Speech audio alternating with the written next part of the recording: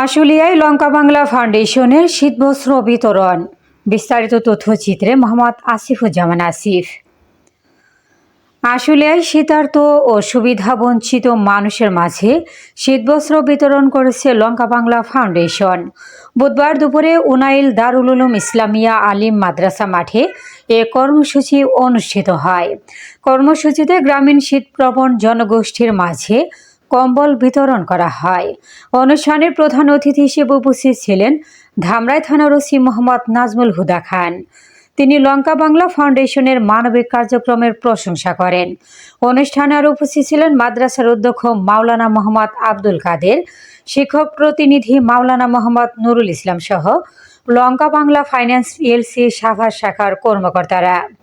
কর্মসূচির সার্বিক তত্ত্বাবধানে ছিলেন কবির কুমার দত্ত, শাখা প্রধান, লঙ্কা বাংলা ফাইন্যান্স পিএলসি সাভার শাখা।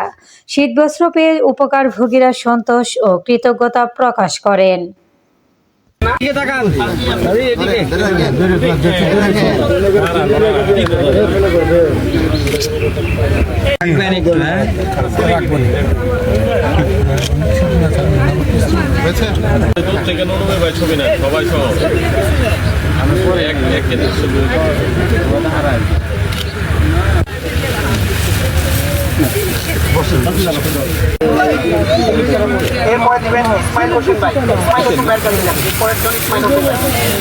এদিকে তাকান।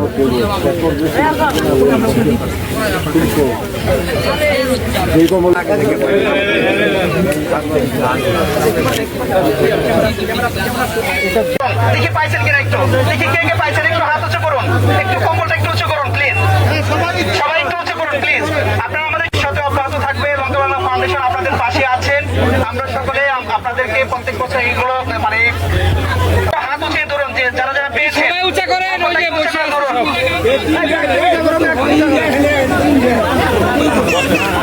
একটু উঁচা করেন। এই যে